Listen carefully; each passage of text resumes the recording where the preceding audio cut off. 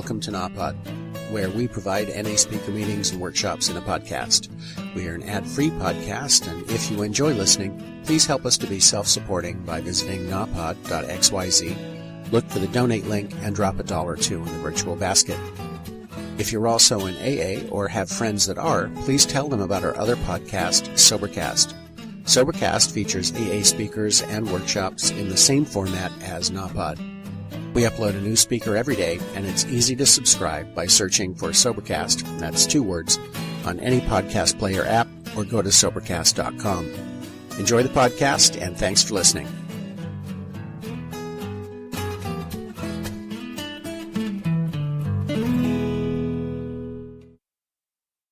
My name's Greg, I'm an addict. Hey gang, wow, Missouri, woo!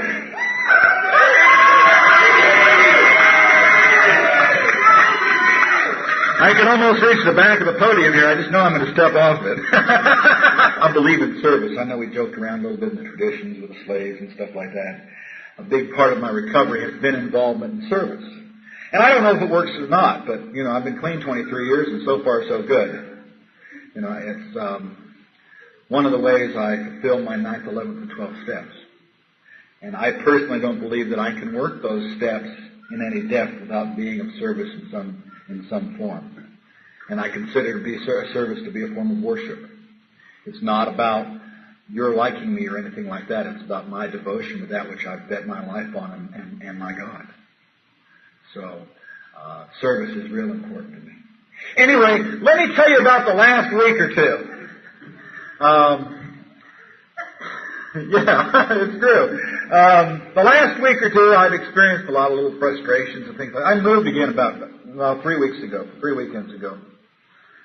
3 and 4 weekends ago I was moving. And I have this reputation for moving all the time, and I lug a lot of shit around with me when I use, because I have boxes full of papers that I've obsessively collected of NA stuff, and I have a mineral collection, and I move thousands of pounds of rocks, and I have, paperback books and thousands of those, and I move all that stuff, and I carried all that stuff a couple of weeks ago again, and got in touch with some of the insanity one more time, some of the addict in me one more time, because I had to make some decisions about what I was going to leave and what I was going to keep, and I just hated to get rid of those rusty nails and some of those things that I've been saving for years, moving with me when I moved, and it pointed out to me a little bit about the nature of my addiction. I believe in this disease concept we talk about, a threefold disease, that I have a physical, mental, and spiritual disease. The physical aspect, first and foremost, is somehow, some way, when I put drugs in my body, something happens that isn't normal, that I can't control. I have no ability to prevent that response. The mental aspect of that is the fact that I'll get strung out on anything. I'll take wonderful things and make them self-destructive. And I'll talk some about that a little later, because I do that bad. And the third thing is that I suffer from this lack of faith, lack of hope, lack of trust, inability to relate to others as equals, obsession with self that we all seem to suffer from, self-obsession. And those are part of my persona. They're part of who Greg is. And I can't do anything about them. I can't do anything about the fact that I'm walking up to somebody and they say, "Hi, Greg," and my head goes, "They don't like me."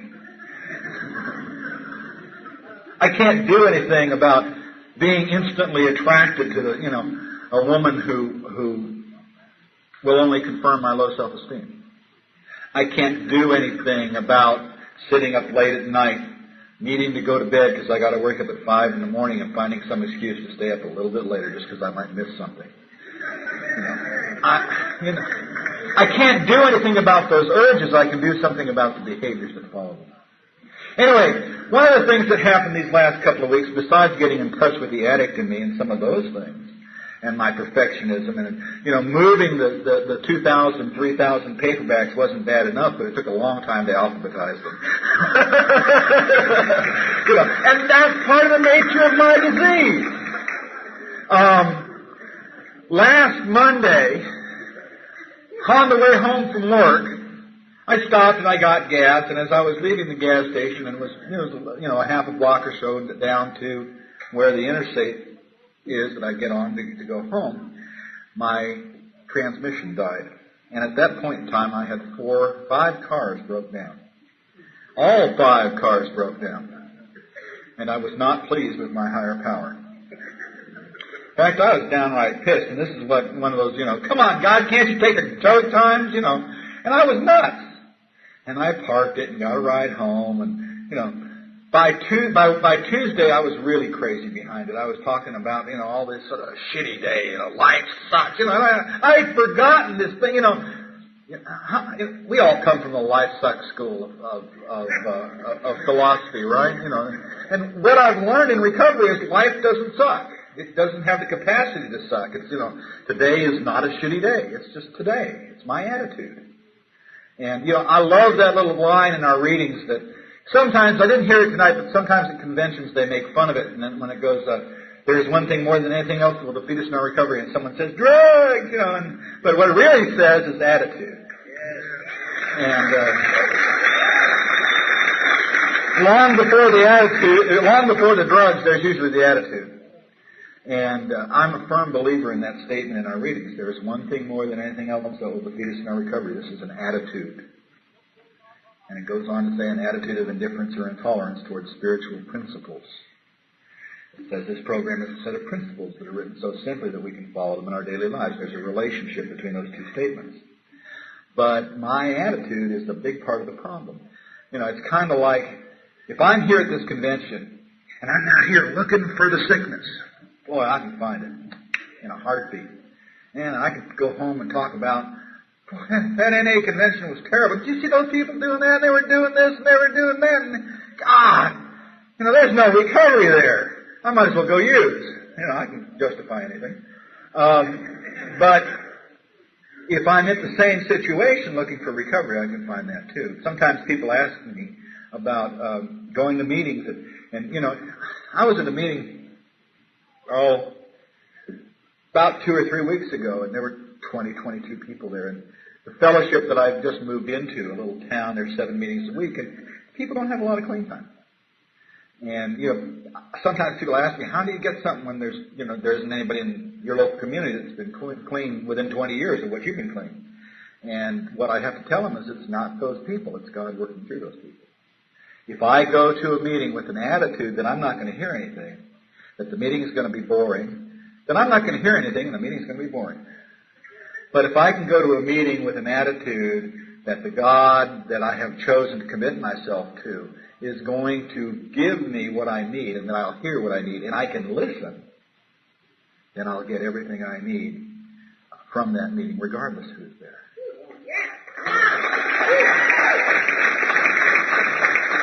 Sometimes we use an excuse that there's no one here. And some of the most profound things about recovery I've heard out of the mouths of newcomers who had no idea what they were saying in the first place. Probably I hear more profound things out of newcomers than I do out of people who have painstakingly and painfully considered what they're going to say at their next meeting so they'll sound good. And we've all done that, right? My part of my story is memorizing the little white booklet so I wouldn't sound like a fool. Sometimes when I get up and talk, the worst thing that can happen up here is I can get up here and I can share it for a while, and you guys can think I'm a complete fool, right? But I already identified as an addict, and you know that already. So what the hell? We don't get here because things are going good in our life. We don't get here because we're successful. We don't get here because we're capable of having relationships, right? We get here because we're failures. Relationships is an interesting topic. And I will talk about relationships because I think it's really important to talk about relationships. I think recovery is all about relationships. Yeah. It's all about changing our relationships with ourselves, with those around us, with reality, and with God. It's all about changing our relationships.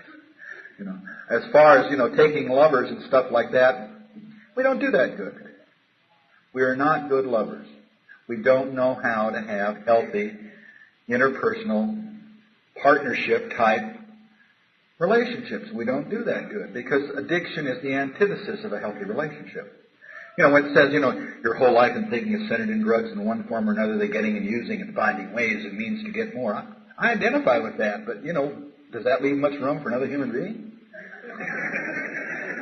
Yeah, I could be, close to someone else. I'm not going to say intimate with someone else, because how intimate can you be when you got, you're loaded? It's kind of like, I'm so spiritual, everything's distorted. Yeah, I sought spirituality through, a variety of chemicals back in the 60s, but, the reality is, I think, that all that stuff ever did was distort my relationship with God. It didn't enhance it. It made it like a hallucination. And it wasn't real. Same thing was true with relationships. Every relationship I ever had was distorted by my use of drugs. If I was loaded, I could tolerate you. And if I wasn't loaded, you could forget it. I wasn't there. It's kind of like that second part of the disease. I do a lot of things with those three parts of the disease: physical, mental, and spiritual. The mental, the tendency I have to get strung out on anything. Fall in love with people and get obsessed with them. I don't have healthy relationships with people. I either build them up to the point where they're going to have to disappoint me. I tear them down to the point where I won't even try. Or I set myself up so that I can tell myself in the end, see, I told you no one could love me. See, I told you I was no good. See, they were right about me after all. I sabotage. And spiritually, I can't relate to another person as an equal in my addiction. Today I'm beginning to learn that. And that kind of makes it the opposite of love. Addiction and love are pretty much mutually exclusive, just like obsession and love. I think obsession happens in a lot of relationships, but that's not love. Love and obsession are two different things. I didn't know that. I didn't know how to have a healthy relationship with anybody. Luckily, and certainly through no fault of my own, particularly early on, I'm also happily married. I have been married longer than I've been clean, and I've been monogamous longer than I've been clean. And I respect my wife, and we're good friends.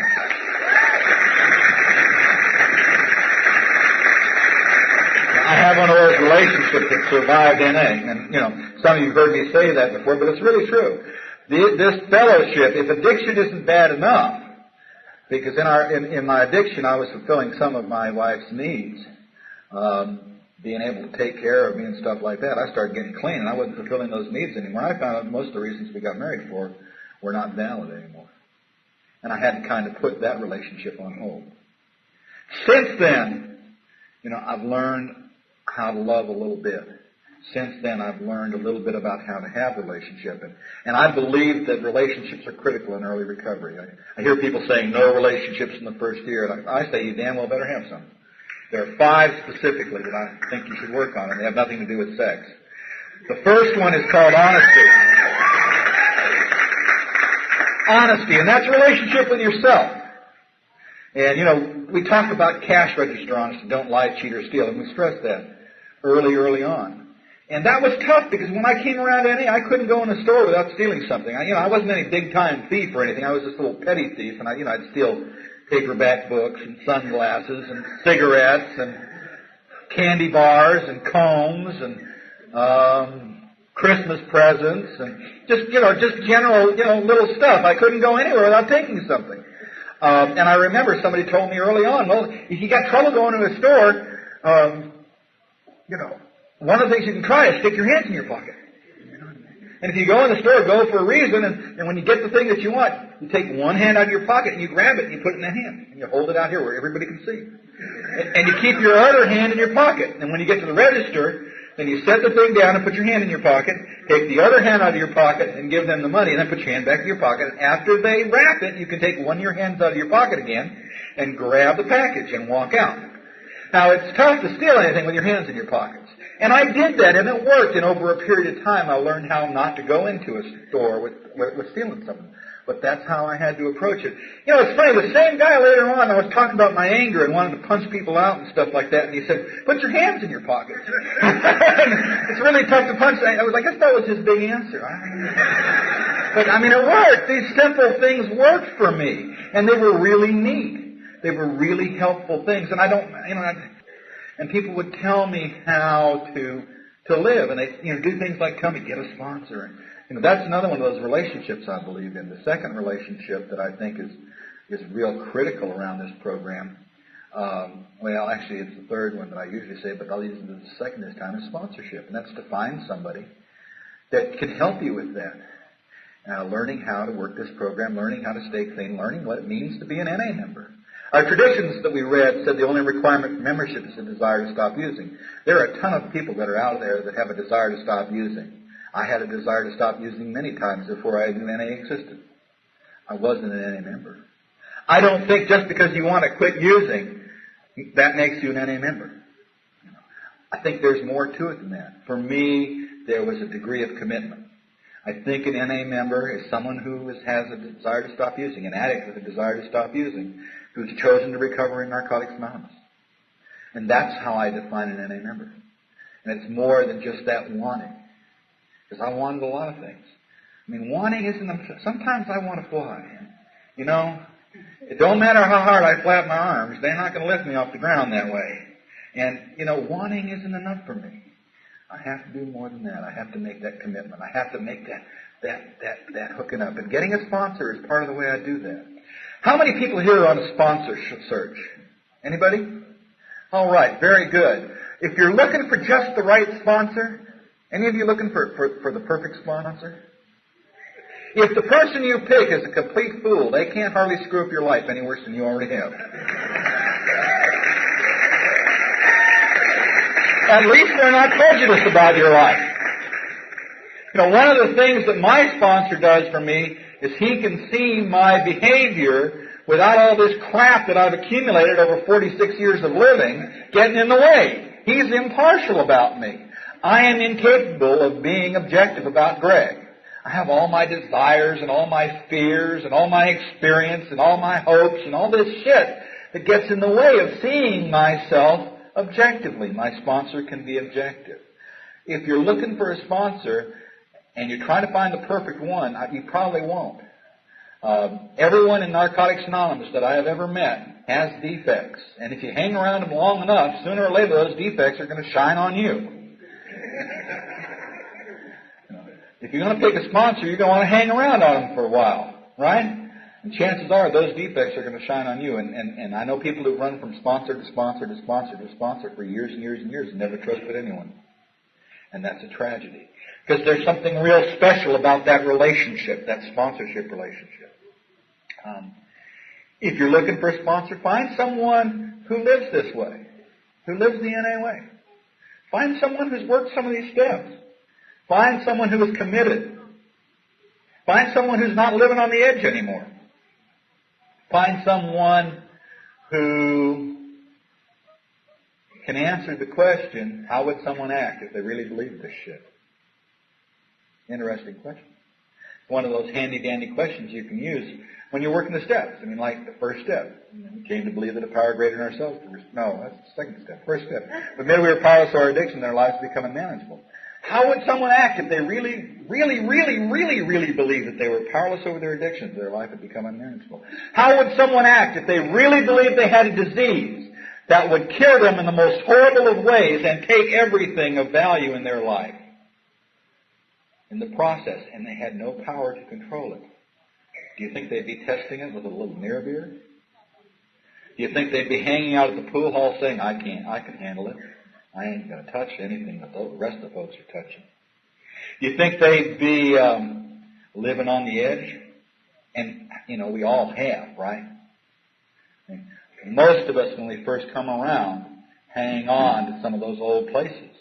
But I honestly believe when I committed myself to that idea, when I surrendered to that idea, that I was powerless over my addiction and that my life had become unmanageable, I quit going to those places and I quit doing those things that were flirting with my disease.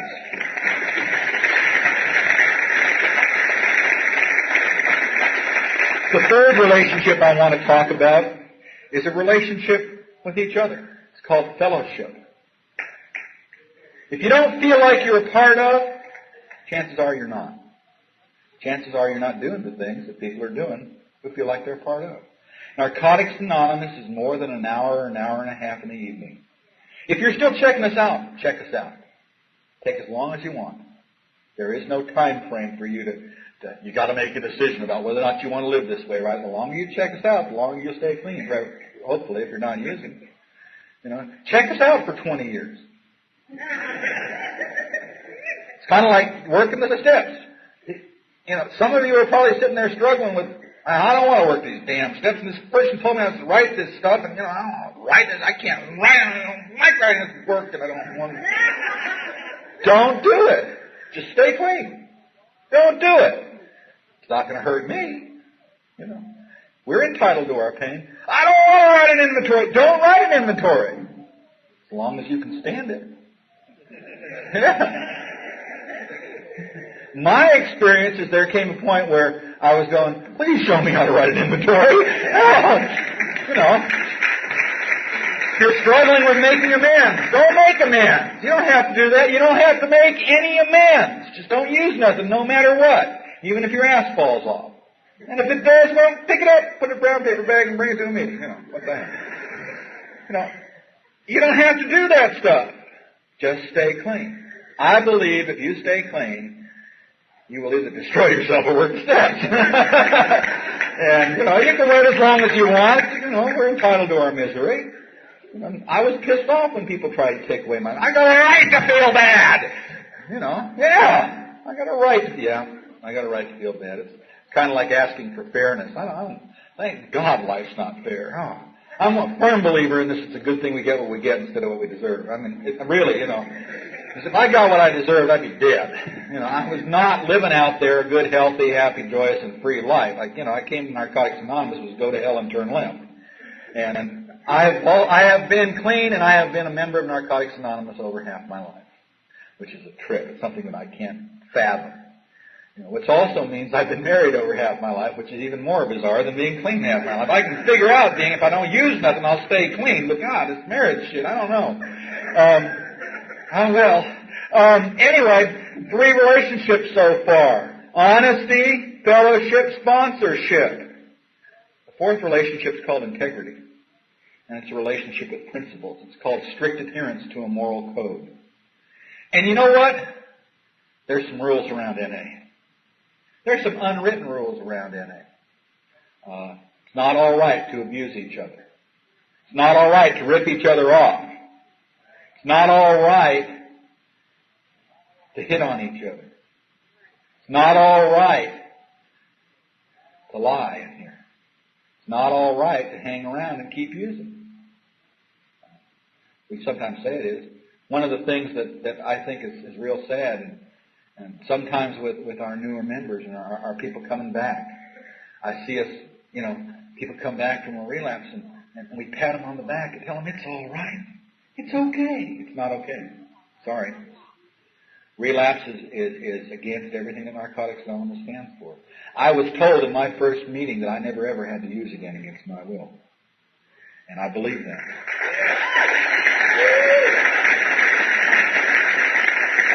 If you're coming back from a relapse, God bless you. I love you. Stick around, but it ain't okay. Don't do that shit no more.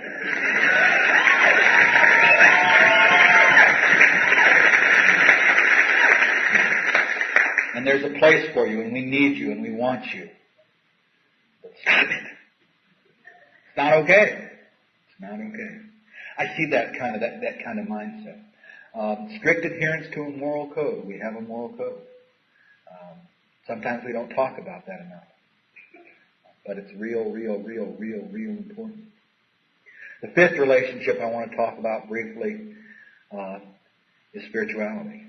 I don't know if I'll talk about it briefly. Most of what I'm going to say is probably going to be one way or another related to spirituality, because that's the big story of my recovery, is the beginnings of the development of a relationship with the God of my understanding. The beginnings of a relationship with spirituality has become, at my best, the central focus of my life. At my worst, something I'm too obsessed with something else to pay much attention to. But at my best, it is the central focus of my life, spirituality. And I like those times when I'm at my best. Anyway, those 5 relationships, honesty, fellowship, sponsorship, integrity, and spirituality, are critical to early recovery. If you can work on those, if you can make some progress on those, then chances are someday you'll be able to hook up with another human being and end up with something other than a tragedy. I didn't know how till I knew about those other things. I didn't know how till I started living this way and committed myself to living by principle rather than by my desires, rather than by my great ideas. One of the things I learned early on in the program is when the light bulb goes off in my head, I got an idea! The first thing I got to do is unscrew the light bulb. Because I'm in trouble. It's kind of like I'm firing on all cylinders now, but the wiring's still messed up. Yeah, and it's not running real smooth, but, it's okay. Anyway, I mentioned briefly that I had 5 cars broke down last Monday, and I was not happy with my higher power. By the end of the day, Tuesday, I had reached a point within myself where I was grateful. I was able to express the fact that I'm real thankful to my higher power for postponing the suicide of those 5 cars until I was in a situation where I could afford to take care of those problems and have them repaired. And instead of being pissed off at God for fucking up my day, I could be able to look at that same situation and be grateful to God for giving me what I need when I need it and never giving me more than I could handle. And that's growth for Greg. Because I used to get stuck in that being pissed off at God for screwing up my day. And I'd lived there. And I couldn't get to that being grateful that I wasn't given more than I could handle. Or that I was given everything I needed. I got lost in all that. Let me tell you a little bit about how my program has changed lately. Before I do that, let me tell you a little bit about some of the stuff I've experienced in recovery. Because I came around Narcotics Anonymous. I haven't talked at all about my using, have I? I did that. I qualified. And the last year or so that I was doing that, kicked my ass enough to find Narcotics Anonymous.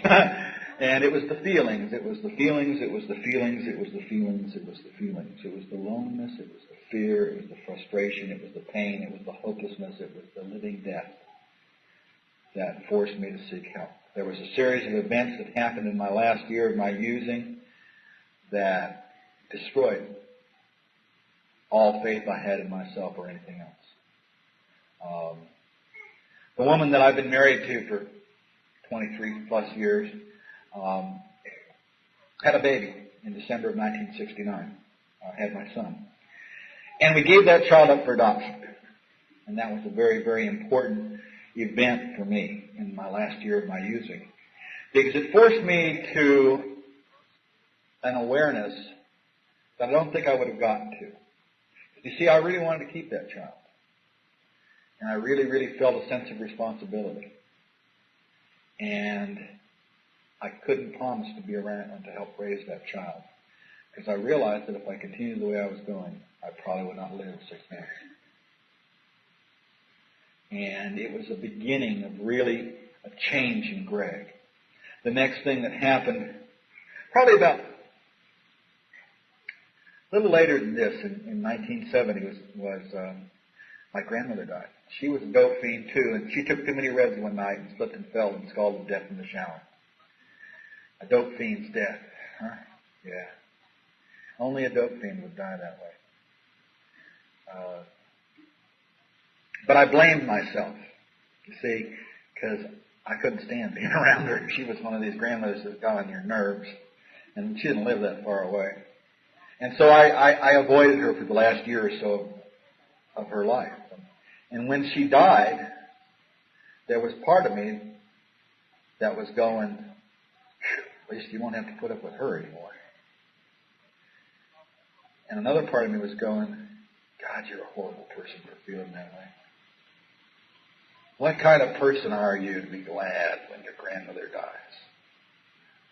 There was another part of me that was real sad and was shocked and was upset about her dying. But I focused on that little part of me that said, that one time it went through my head when it said, oh, I'm glad I don't have to put up with her shit.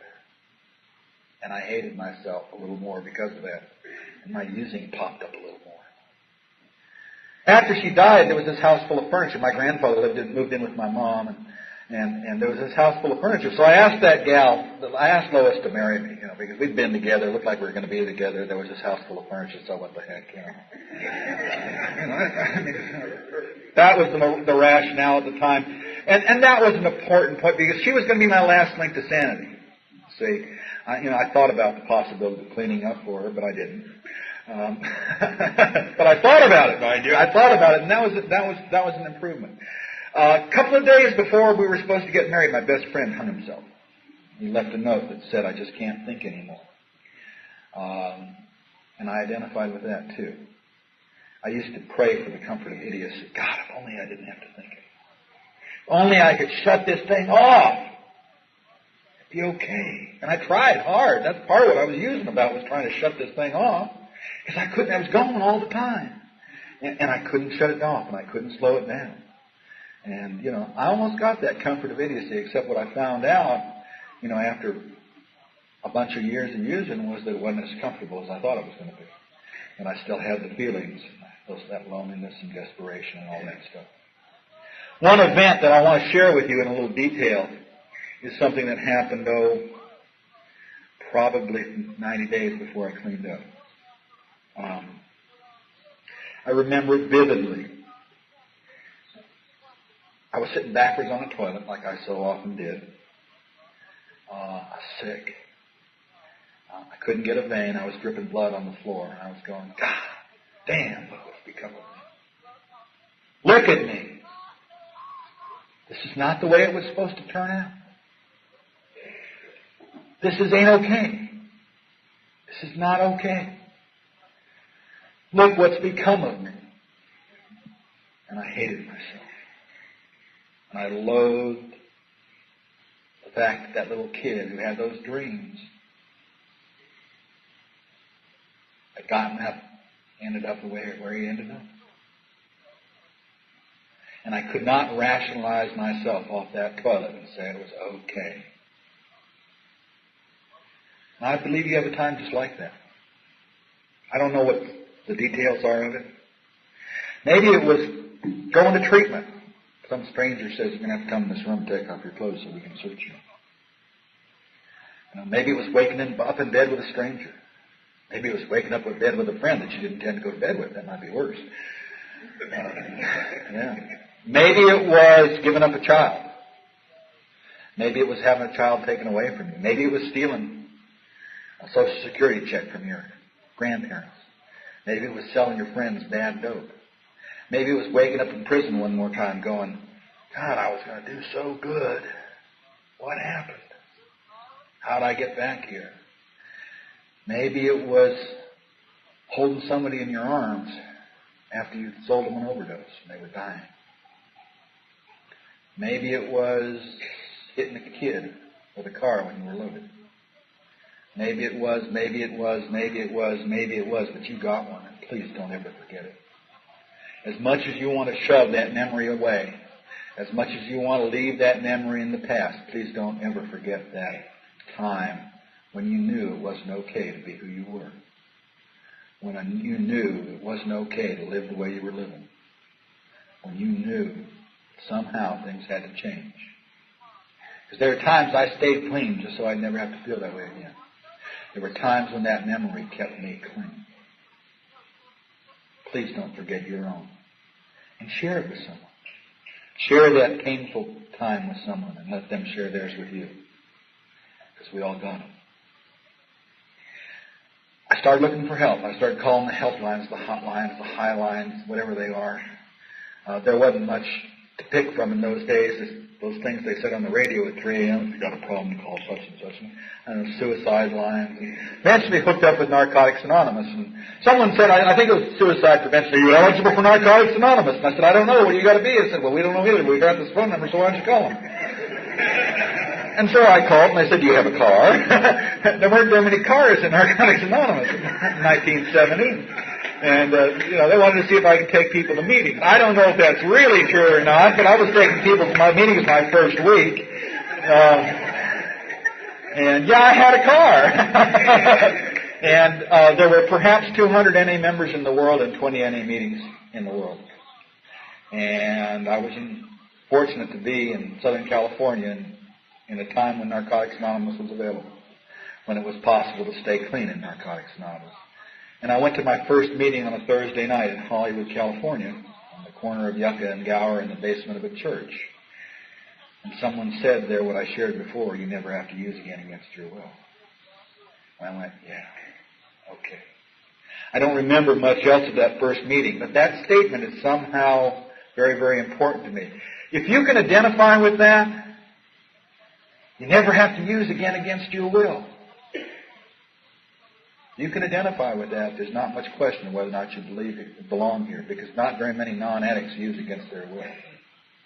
I think only we understand keeping on, keeping doing the things we have to do to get high, to stay loaded, keeping paying the price, knowing how it's going to hurt, but just having to keep on. I think only we understand about keeping promising ourselves that this time it's going to be different. And keeping on. So if you understand that statement, you're definitely in the right place. And it's kind of like one of my awarenesses recently has been involved in that saying we have, like insanity is repeating the same mistakes and expecting different results. That's really true. That's a good definition of denial. Repeating the same mistakes and expecting different results. Denying the experience of my past. For me, one of the things I've learned is that insanity, maybe even more insidious than that, is repeating the same mistakes, knowing what the results are going to be, and going on and doing it anyway. Yeah. One of the most recent examples of that was when I got ripped off for a lot of money, about 4 years ago. Lost everything. And I gave myself permission to eat one more time and gained 100 pounds. I gained 180 pounds when I stopped using. I gained 130 pounds when I quit smoking. And over a period of years, my weight's fluctuated dramatically. And the most recent example of that was, like I said, after having been ripped off. And I said, well, Greg, if worse comes to worse, you can always eat. And I knew what was going to happen. And I knew I'd, quote, hate myself in the morning, unquote. But anything for relief, huh? Anything to medicate those feelings. Part of what I want to share with you tonight is, I'm standing up here with 23 years clean, and I don't have perfect recovery. There are days when it's real good. But there are days when I'm hanging on. When I need every bit of love and support and confrontation that you can give me. Now, when it's real good, it's real good. But when it's not real good, you don't want to be in the same state with Greg. Because I can tear up a state. One of the things that's common about, we can tear up a state in 24 hours. That was one of the problems I had with the 10th step. Continuing to take personal inventory and doing it at the end of the day, like, people historically, talk about it. I can create so much shit in a day, it takes me weeks to dig out from underneath it. Months, years.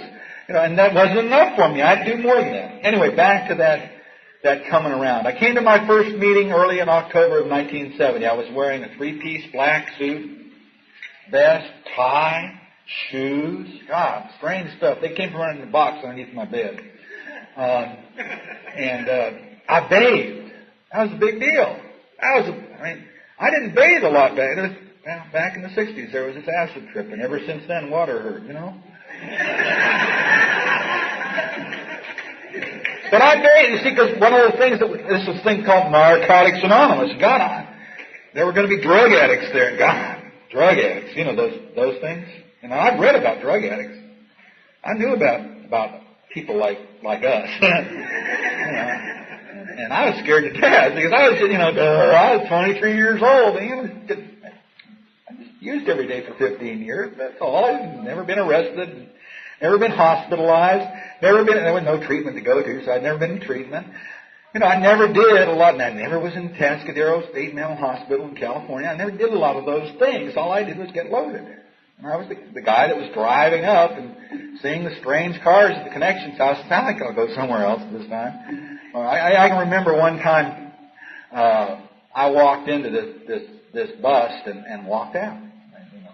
The 14 police that were there to bust these two friends of mine, said, "Son, you're in the wrong place." And I was going, "Yes, sir." And I don't know why I didn't get busted, because I was in the right place because I wanted some of their morphine, But, the reality is that, I don't know why. Sometimes I wonder about, how it was when we were going, "Why me?" In recovery, I go, "Why me? Why have I been so fortunate? Why was I so fortunate to be allowed to clean up? Why didn't I die of this disease? Why have I stuck around? Why haven't I gone out like some of my friends have?" And I don't know. The only thing I can figure out is, somehow, some way, I will have an opportunity to carry a message in somewhere where I wouldn't have an opportunity to carry it if I had a prison record. And I may be doing that today. I don't know that I've shared this in front of a large group before, but today I work for the state of Tennessee. I work with the Department of Youth Development, manager in a juvenile prison, and it's bizarre. I never ever thought I'd end up working in corrections, and I kind of enjoy it, but it's weird. It's one of those, God, if they only knew. Really, But the other side of that coin is, so if they only knew. The reality of my life is that I'm qualified for that job. Because I have living experience, because I have education, because I have years and years and years working in adolescent treatment, because I have experiences that qualify me to work in that job. But my head still goes, they don't know they got a dope fiend in here. They don't know what I'm thinking. But it's okay. I don't have to dwell on all that crap. Anyway, I came to that meeting. I was scared to death. I was afraid he wouldn't accept me. I used twice after that. My first meeting was on a Thursday night. I used the following Sunday night behind lack of sleep. I hadn't slept in 7 days. And I knew how to sleep. I went and got some drugs and I slept. And I used the following night behind a 12-step call. Of course, I had 7 days clean, so the following Sunday night. What had happened is I came back to Narcotics Anonymous after that first time I used, and they'd embarrass you back in those days. It wasn't like it's kind of weird today. You can go to some obscure meeting in a small town, 75, 100 miles away from where you live, and sneak in and pick up a new white chip and no one will know. You know how that is? Some of you have probably done that, right?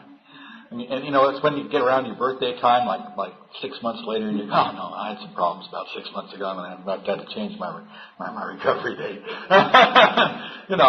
I've heard people say that a lot of times, and that's okay. But back in 1970, there weren't a lot of NA members, and if you weren't at a meeting, you weren't around, and so everyone knew when you went out and screwed up, and they'd embarrass you. There was a guy who used to hand out matchbooks and say, "Go burn yourself out, chump." And there was a guy who used to say, "Don't talk to me for a year. You violated what I believe in." There are people that they get down on your case.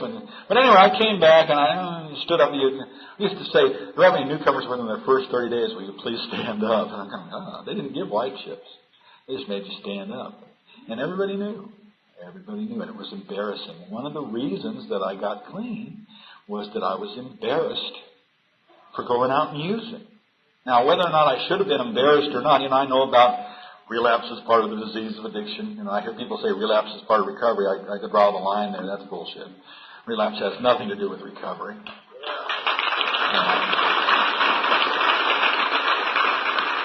Relapse is about misplaced priorities. Something has become more important than staying clean.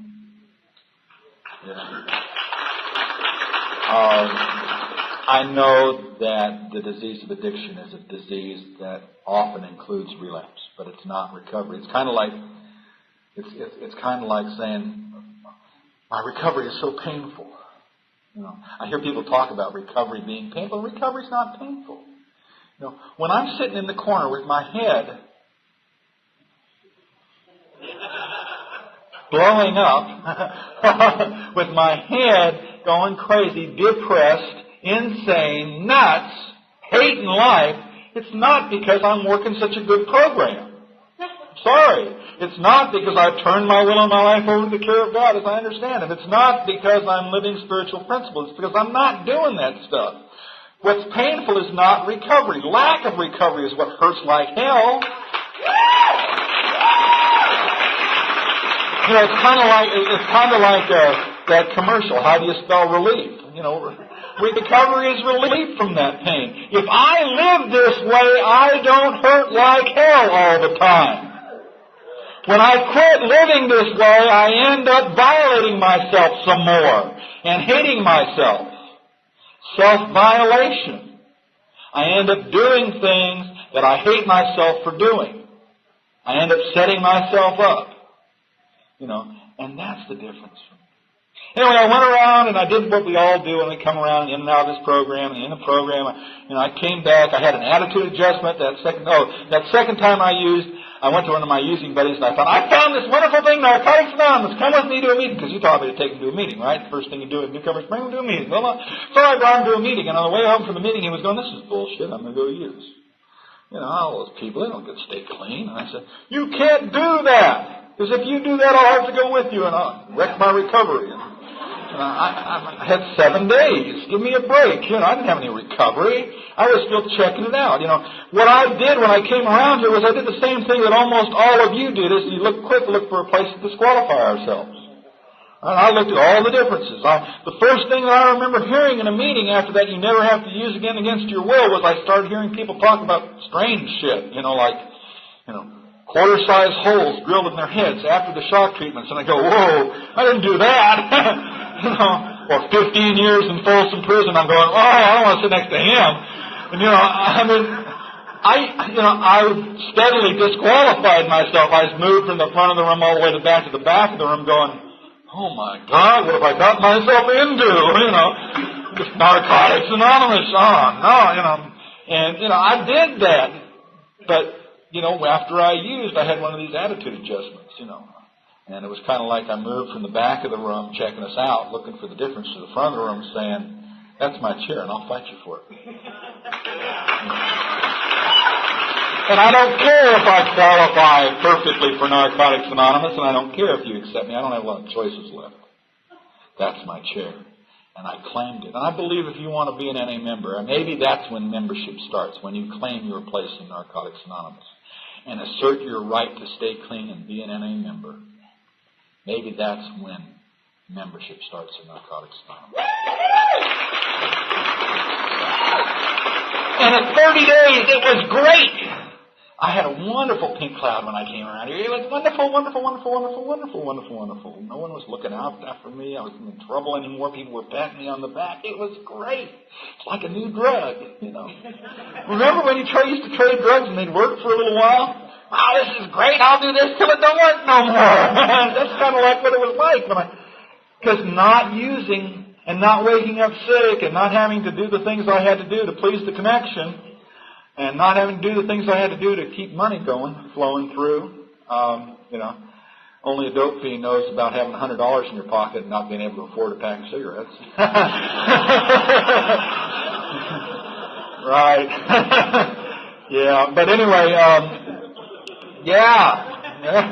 But at 30 days, it was wonderful, and I felt good. And at 90 days, I had all the answers. I'd memorized that little white book, and I'd say this wonderful shit, you know, like, you know, the therapeutic value of one addict helping another is without parallel. You know, and around Christmas or January of 1971, what that was a line that I mimicked, and I had no idea what it meant. And I quote out of, you know, I had answered all the questions. Ask me any question. And I have all the little white book memorized, you know. And, you know, honesty, open-mindedness, and willingness. Indispensable. Says so. And, you know, I had no more idea about honesty, open-mindedness, and willingness with 90 days than the man in the moon. You know, but I talked good. You know, it was great. I mean, I had all the answers. And, you know, the funny part about it was that, you know, I did have all the answers. There aren't a whole lot of them. They're all in that little white booklet. You know, they're really all not a whole lot more than, you know, 12 steps and 12 traditions. Chances are, if you can handle those, you can make it okay. That's about all the answers any of us really need. But anyway, shortly after that 90 days, you know, whatever you want to call it,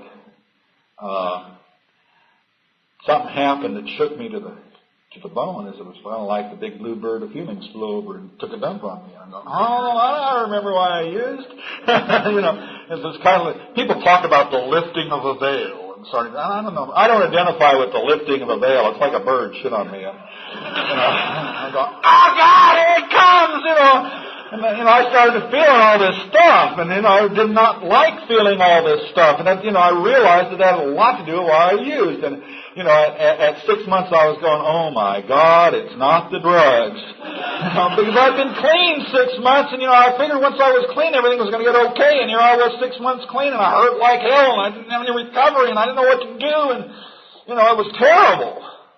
And someone suggested you might try working the program. I said I've done that. Right? Yeah. Then they suggested you might try working the program, and I said, but you don't understand. And they said, Mike, you might want to try working the program. And they said, do you have a sponsor? And I said, yeah, I have a sponsor. I asked this person to be my sponsor. Do you call them? No. I don't call them. What do you mean call them? Do you talk to them? Well, I see them at the meeting once a week. But do you talk to them? Do you ask them about recovery? Well, what is there to ask about recovery? You come to these meetings and you don't use anything and everything's wonderful. And they said, wrong. And I'm going, you're kidding. But anyway, and I went through what we all go, just before a year when you're going, if I stay clean another week or two, I'll have made it. What can I do to sabotage this? How can I be a newcomer again? Or right after a year when you're going, boy, I'm glad that's over with, and I can get back living around like a real person. I don't have to go to those damn meetings anymore. After all, it doesn't make sense, does it? You go sit in these rooms an hour and a half in the evening, and, your life, it's crazy. People don't talk much stuff in those, what is this about? It doesn't work. Can't work. It doesn't make sense. It's funny. We expect recovery to make sense. Addiction is not a rational process. Why should recovery be so rational and concise and make sense? My whole life doesn't make sense. It doesn't make sense that I'm alive. It doesn't make sense that I'm standing up here. What makes sense is divine inspiration. What makes sense is divine intervention. What makes sense is divine grace. And none of those things can be quantified or counted or lined up or put in nice square little holes. It's kind of like my idea of balance. I used to think balance was like a picture, and the program teaches us to seek balance. And my idea of balance was a place for everything and everything in its place. One of the recent realizations I've had is I started thinking about balance, and I thought about the guy up on the high wire, and is he standing perfectly still? No, he's moving all the time. Or a broom on your hand. You can't balance the broom if you don't move your hand. And what I realized is balance is continual adjustment to life. It's not static. It's not like a picture. It's not a place for everything and everything in its place and nothing changes. That's boring. That's death. What balance is a continual adjustment based on principle. It's what happens when you work the 10th step. You continue to take personal inventory, and when you're wrong, promptly admit it. You adjust. And when you do something wrong, you take care of it. If you start heading off in the wrong directions, you change directions. If you don't like the way your life is going, change the way you live. It's the principle of reciprocity. Something that I believe really, really, really, really strongly in. The way you live determines the way you live. If you don't like the way your life is going, change the way you live. It's one of those principles that gets around a lot. People talk about, you reap what you sow. Karma. People who live in glass houses should not throw stones. What goes around comes around. Do unto others as you would have. And it's all reciprocity. It's all this idea of the way you live determines the way you live. How are you living, folks? Are you living a life that's going to yield recovery? Or you are living a life that speaks more of active addiction than it does of recovery? If your answer to that question is the way you live is more like a dope fiend than a recovering addict, then chances are you're going to do eventually what a dope fiend does. And the most significant thing a dope fiend usually does is use drugs. But if you're living a life the way a recovering addict lives, chances are you're going to be doing what recovering addicts do. And that's learn how to be happy, joyous, and free. Living life abundantly. Following a spiritual path. Staying away from that edge. It's kind of like the only way to find out when the edge is, where the edge is when you put your foot out over nothing. I remember somebody telling me that. And yeah, I identify. I can't figure out where the edge is, so I need to back off the edge a little bit. My life was spent on that razor edge. And part of living clean has been not being out on there on that razor edge. I don't have to risk my life for my feelings anymore. I don't have to risk my life for my insanity anymore. I don't have to risk my life for my disease anymore. Yeah, I might risk my life, but it's not for those things. Recovery has been a real trip. At 18 months, I go through what some of you are probably going through now. This is so boring. And I've been to all these meetings, and they always say the same damn thing. I've heard that person share 14 times, and they still don't know shit. This is boring. And in addition to that, no one's having fun anymore around it. They're not going out to coffee after the meetings, and no one's going, God, when I came around, just think of the good old days 18 months ago when I came around. People used to really enjoy themselves. They used to go, God, somebody took me down by the river, and we had a ball, and people aren't doing that anymore. Well, people are doing all that stuff. What's happening is you're not doing that stuff. And, what happened to me when I stopped doing that stuff and recovery got boring was I started having some other things happening in my life, and things got more important, like, Star Trek or MTV got more important than going to a meeting. And, reading and all those other things. Substitution had kicked in big time. And, it's all right to sit up all night and read a book, but when you, do that 2 and 3 and 4 nights in a row and you're falling asleep behind the wheel of your car going, oh my God. Well, when you're falling asleep coming home from an NA meeting and the police pull you over and they say pick up your keys and touch your nose and all that stuff, and you're going, no, this is not what you're supposed to. Have you been drinking? No, I'm a recovering addict. That sort of stuff, and you're embarrassed, or when you go give a blood test and you want to wear long sleeves, right? It's all that same sort of stuff. But I went through that stuff at 18 months, and I found out I had to recommit and re-involve myself on a different level. At 2.5 years, I went through something I see a lot of people going through. When those feelings hit, and I realized that it wasn't drugs at 6 months, what I started doing, like I said, was substituting a lot. And at about 2.5, 3 years, substitution quit working. The job would no longer fix me. The hobby would no longer fix me the same way. The running from service committee to service committee to service committee would no longer fix me the same way. The new car would not fix me. The relationship would not fix me. The possessions would not fix me. The color TV was getting boring. I had seen all that stuff. A lot of the things I did early in my recovery to medicate and avoid my feelings when I didn't have much of a program quit working about 2.5 and 3 years. And I'm going, oh my God, I knew I was sick, but I had no idea. And the answer to that was, again, to recommit and re-involve myself and get back to the basics in my program. And at 5 years, I went through something I see a lot of us going through. It seemed like the program quit working. I tried doing all the things that I was taught in NA, and I wasn't getting relief. And what I came to was the realization that I could not fix myself, even with Narcotics Anonymous. See, the way I approached this thing my first 5 years was, I have found a way to fix myself. I'll go to these meetings, I'll work these steps, I'll do the things I'm taught, and that's going to fix Greg. I didn't have any idea that that's not what the program teaches. The program says, we came to believe that a power greater than ourselves can restore us to sanity. The program says we made a decision to turn our will and our lives over to the care of God as we understood Him.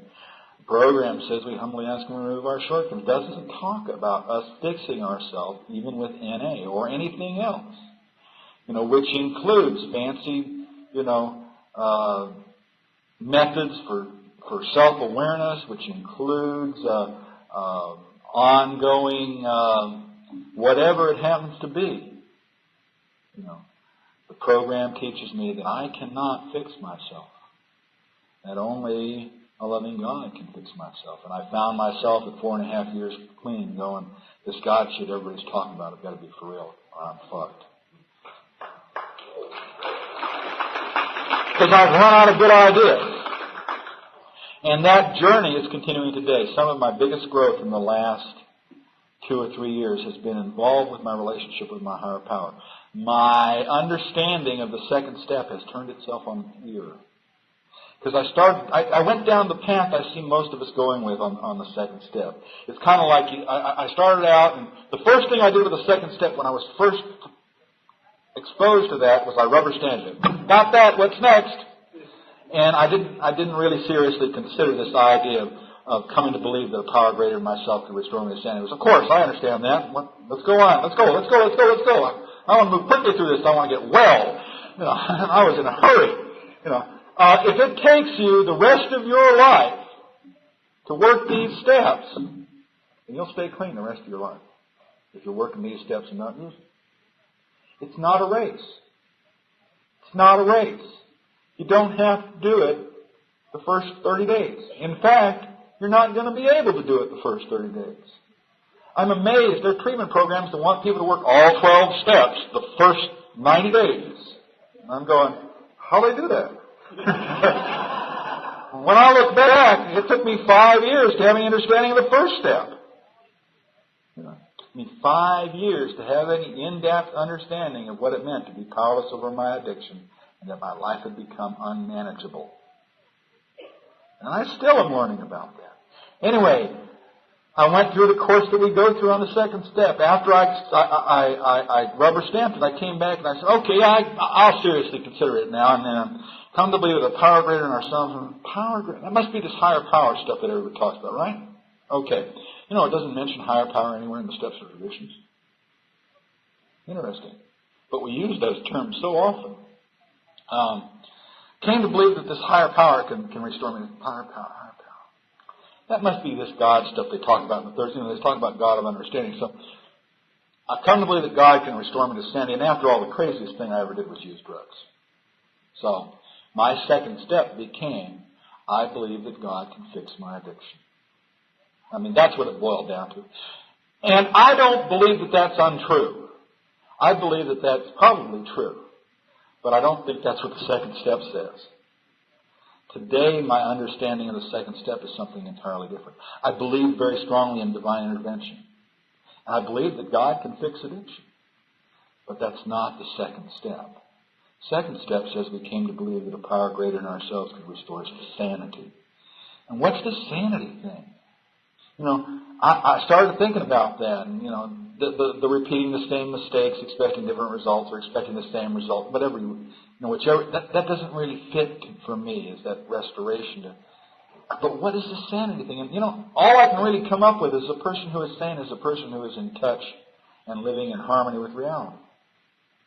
A person who is insane is someone who's out of touch with reality, who's living life like fingernails on a blackboard, who's living life like swimming upstream, like I used to live it. My life was like fingernails on a blackboard.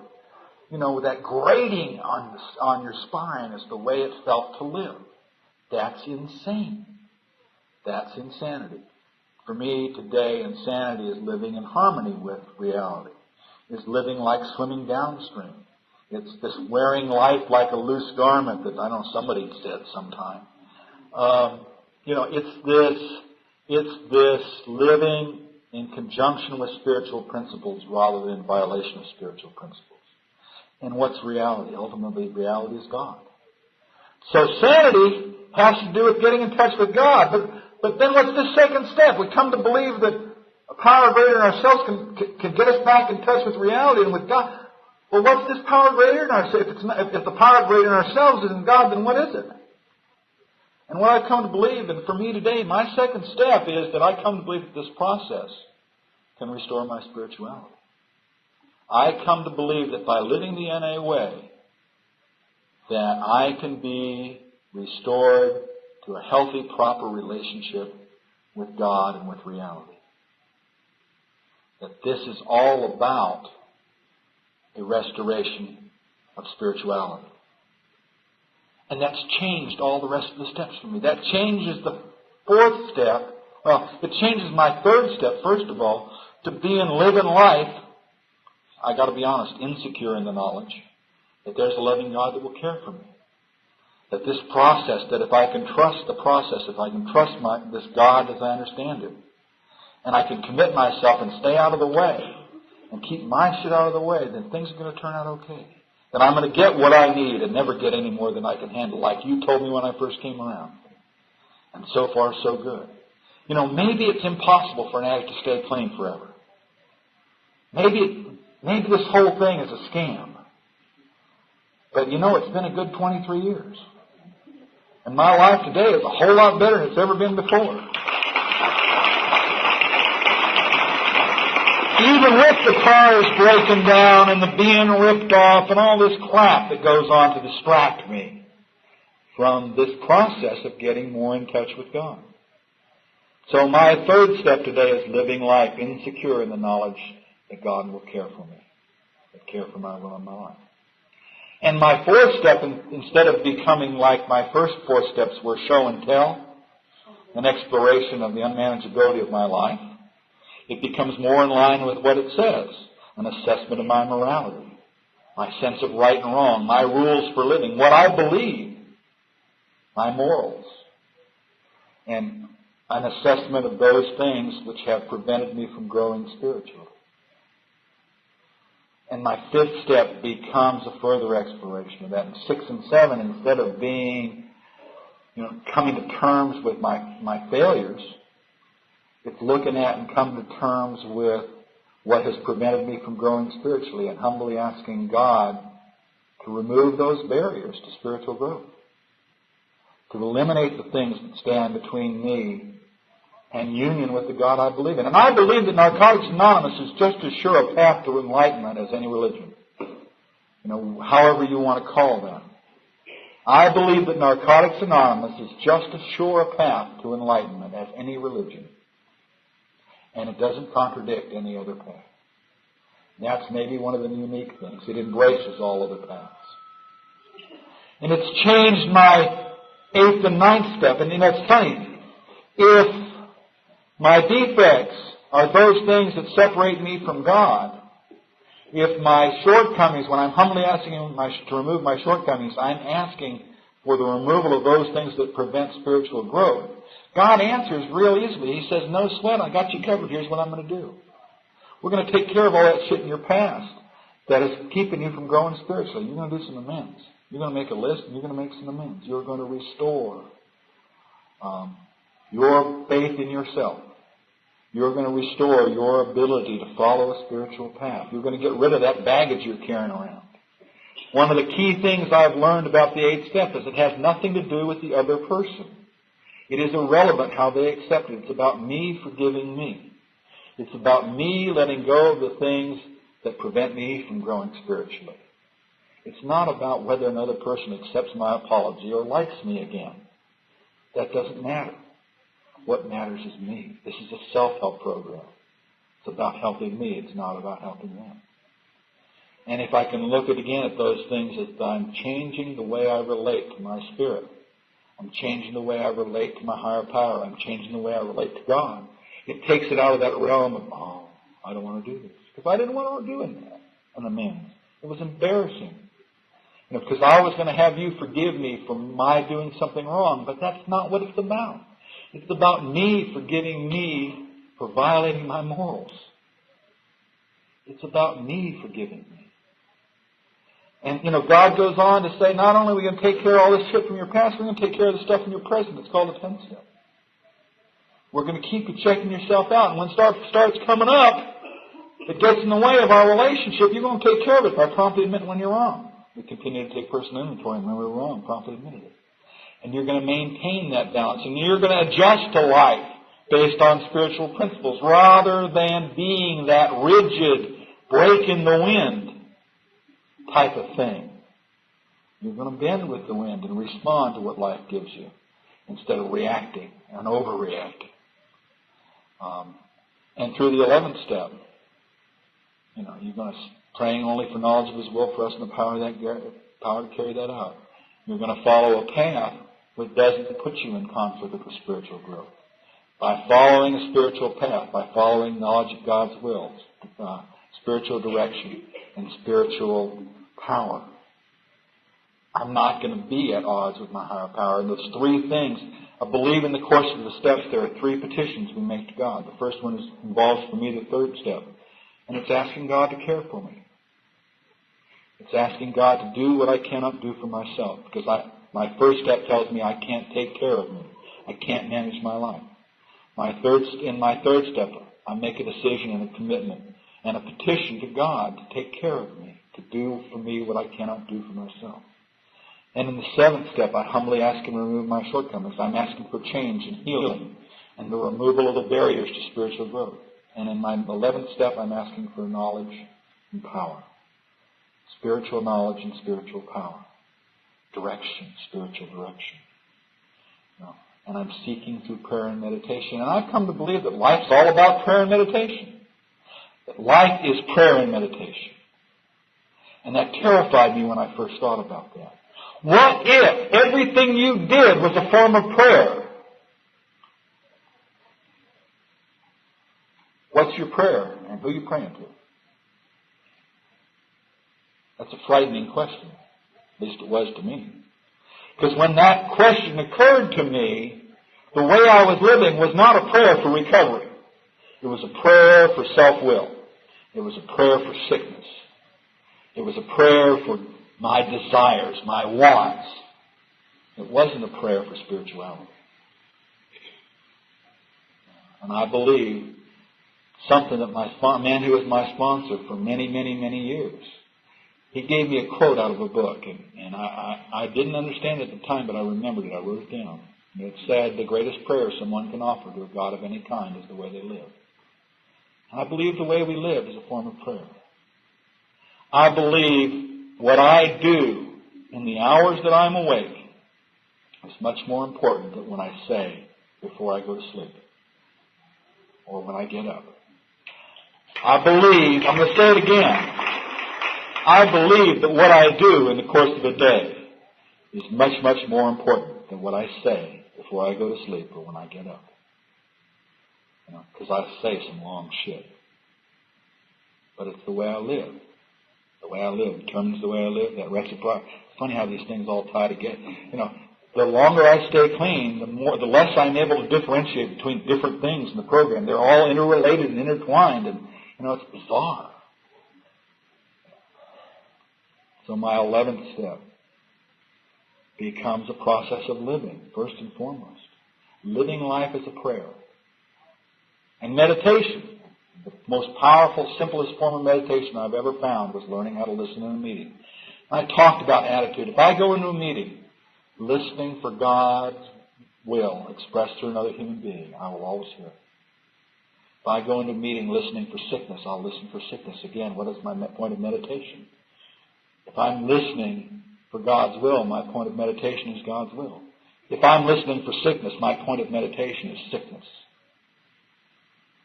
And I believe that if I can be aware of God in all things, then my consciousness becomes meditation. I'm working on those things. Prayer and meditation, I am an infant. In prayer and meditation, I am an infant. But I get some kind of feel for where I'd like to be when I grow up. I'd like to be closer to God. I'd like to live life as if it were a prayer. I would like to practice the principle of devotion in all things. I would like to have my conscious awareness be first and foremost an awareness of God in all things and all people. I would like the barriers to go between me and everyone else, and between me and reality, and between me and God. I don't think those things are all that separate. And that's a description of what I want to be when I grow up, that 11th step.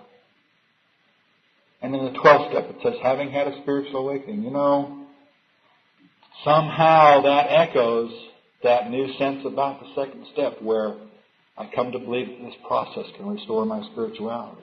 Having had a spiritual awakening, having gone through this process, and having been or had some restoration to my relationship with God, to spirituality,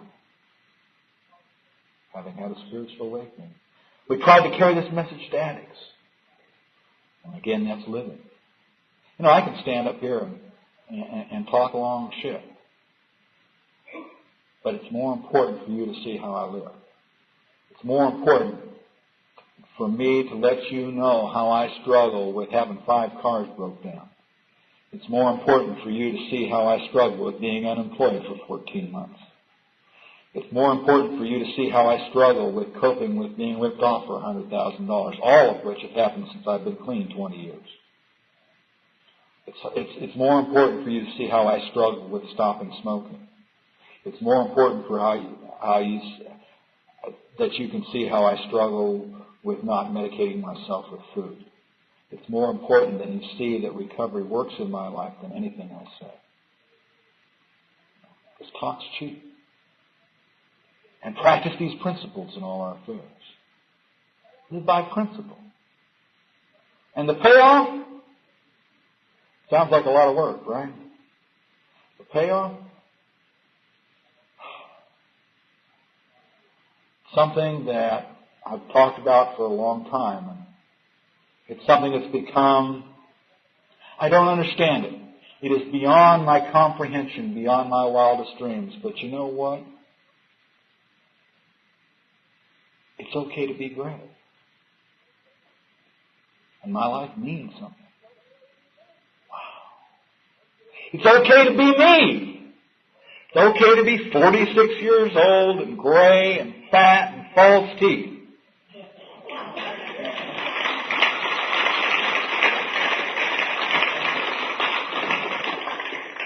It's okay to have cars broke down at home and not know if I'm going to be able to fix them.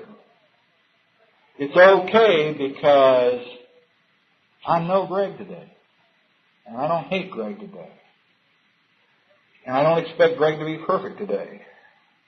And I know that Greg is on a spiritual journey. He's never going to arrive at it. That's okay. And in the course of living, my life counts. You have given me the opportunity to share with you. In the hall, in a car, in a room, in one of the condos, up the registration desk, in merchandising, up in the hospitality room, wherever it happened to be. And you contributed to my life. And I contributed to your life. Did you realize that throughout history people have given up their lives just so it meant something? And we're given it on a silver platter. Just live this way. And your life gets to count.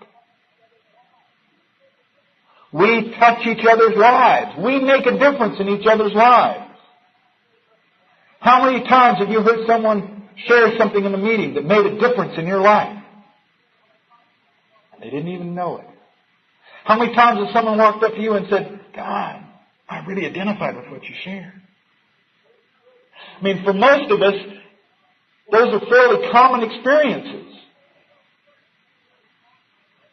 And what it means is our lives count. It made a difference that Greg lived today. It made a difference that you live today because you touched the people around you. Did you go up and hug anybody here today? Did you go up and say hi to anybody today? Did you be going, wow, I remember you from 4 years ago. How you doing? You don't think that's important? It's so important. It's so important. That's what this is about. It's about the pool party and the dance, although that's fun. I guess that's part of it. This is about touching each other's souls. This is about getting together with each other's spirit. This is about our lives meaning something. This is about coming back a year later and seeing, hey, wow, I remember you. You stood up and got a book. Maybe this does work. Wow, exciting. Recovery is not boring. Narcotics Anonymous is not a dead program. It's a living, vital thing.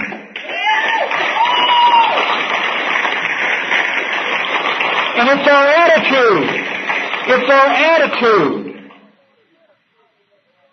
Yeah. If you want what we have to offer and you're willing to make the effort to give it, then you're ready to take certain steps.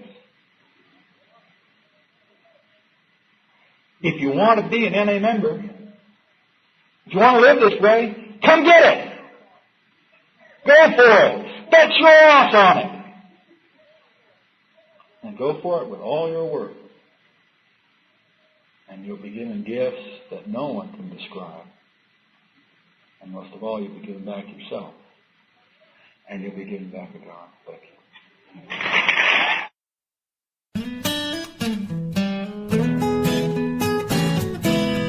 Thank you for listening. I hope you enjoyed the podcast. Please help us improve our ranking so others can find us by putting a review on Stitcher, iTunes, or your favorite podcast index. Nawpod is ad-free thanks to the folks supporting the show with $1 more per month. If you enjoy listening, you can join them by going to nawpod.xyz and looking for the donate link. Thank you for listening. Have a great day.